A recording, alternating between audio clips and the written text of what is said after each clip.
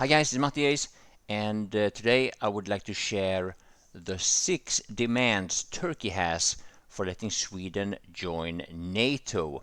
And if you have been following this process in any capacity over the last, I don't know, um, what is it like 4 or 5 months or so, what you may or may not have noticed is that one of the biggest topic that has been discussed are the Quran burnings that has been happening on a variety of different places around Sweden. Now, burning books is, according to the Swedish constitution, it's part of freedom of speech. We know it's somewhat controversial, but it is it is lawful in Sweden. You can burn the Bible. It is lawful, and you can burn the Quran, the Torah, or any other religious scripture that is according to our law. But of course, there are certain people that are more sensitive about this than others, and because of that, it's quite important to bring a little bit of a backstory about uh, what this comes from. During the last 20, maybe 25 years or so, Sweden has, over some extended periods of time, been the number one Western country in terms of capita when it comes to receiving Muslim immigrants. They used to be called the refugees, even for many, many years, even though there's like 95% of them do not qualify for asylum status. Um, Something that was very, very controversial to bring up. And unfortunately, with this mass immigration from a variety of Muslim countries, the amount of criminality that we've had in Sweden and other problems with society has gone far, far beyond anything that even the most pessimistic and negative person, when it comes to mass immigration, could ever foresee. We have daily murders in Sweden, shooting, stabbing, rape, robbery, assault. It's beyond anything anybody dared to say 10, 15 years ago. It's many times worse than that in Sweden. And if you watch mainstream media, or if it's government media in Europe, or if it's CNN, MSNBC, or BBC, or any of the equivalent of that for your country, then you probably never hear about it. But this has resulted in these Quran burnings. So the fact is, if it wasn't for the way that some of these people behave, and based on some of these verses in the Quran, nobody would burn any Quran. Nobody would even know what it says in the Quran. Nobody would care. People care because of the amount of violence we get for opening up our society, spending billions and billions of dollars to protect Muslims from persecution, um, even though that has been proven to be a false narrative. Anyway, so starting off with now, the reason why I bring up this is because out of these 6 points, none of them includes the Quran. There's nothing about burning the Quran in these demands. Erdogan just made that a big deal during the Turkish election, and to earn some points in other Muslim countries, I presume. But it's going to be a little bit tricky to translate this, but Sweden has had to change its constitution in order to include more terror, fighting terrorism, and that has to include PKK, which is the biggest, or the yeah, the biggest threat according to Turkey, I assume, and Sweden has to participate in they have to include PKK in the fight against terrorism. And Sweden also have to return its weapon exports to Turkey that was halted some time ago. And yeah, Sweden is a relatively big weapon export when it comes to advanced weaponry. Something that also a lot of people are not aware of. And there's a lot of steps that was negotiated in a NATO top meeting in Madrid last year. So next point here is just a continuation on this NATO top meeting in Madrid, where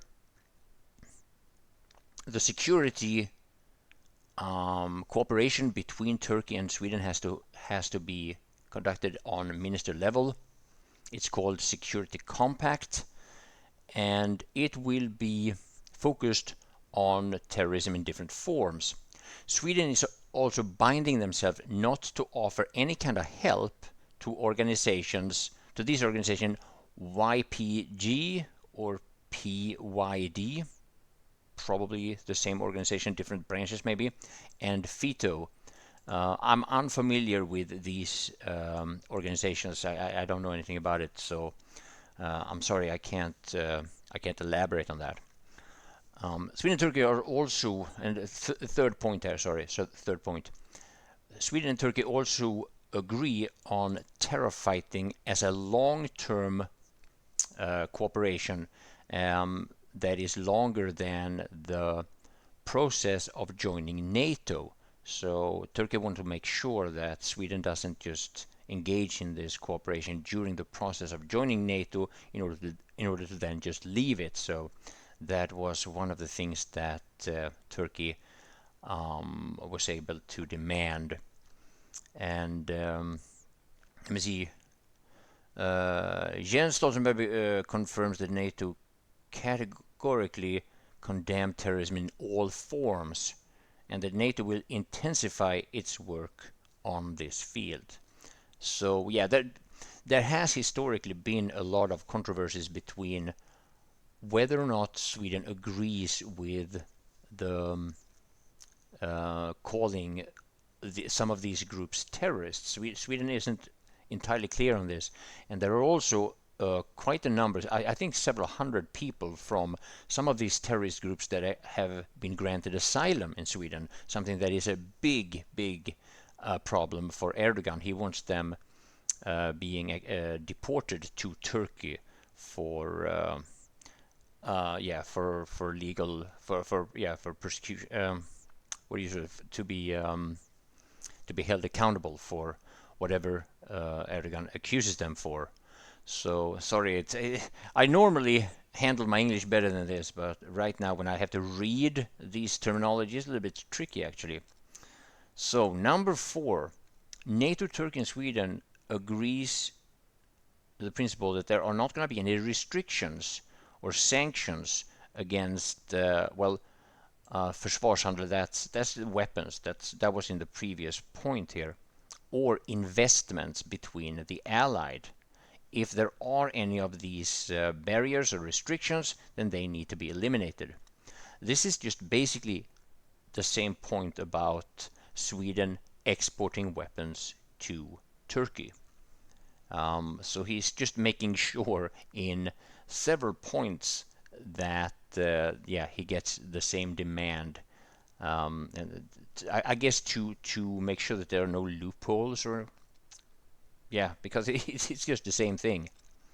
Sweden and Turkey has also agreed on financial cooperation, where both countries are to be maximized their possibilities to increase the trade and investments between the countries. So trade and investments between Turkey and Sweden needs to be a cooperation that increases this is to be created. And the 6th point, Sweden will actively support Turkey to join EU. Also to modernize the tolls between Turkey and EU. There are some tolls, of course, between different regions. What is it called in English? The words fail me, but and all and well, that's financial demands when it comes to trades anyway. And of course, and for the visa process to be simplified for Turkish members to enter the EU. So yeah, we know that there are many millions of Turkish people that want to get access to EU for work, and unfortunately also for illegal activity. That is, yeah, I'm not trying to bring up negative aspects about Turkish people, but there has been a lot of problems, which is of course the reason why these restrictions are there in the first place. So, interestingly enough, the only thing that Erdogan seems to care about here is to get weapons from Sweden and to get more access to EU. But when it visually or the when he's in front of cameras, he wants to give the impression that he really cares about the burning the Quran, and he wants to abide to those people that are offended by this, but doesn't seem all that important when it really matters. I mean, he already won the election, so maybe he doesn't have to give the impression that he cares anymore. Anyway, let me know what you think in the comment section about this, and thank you all for watching.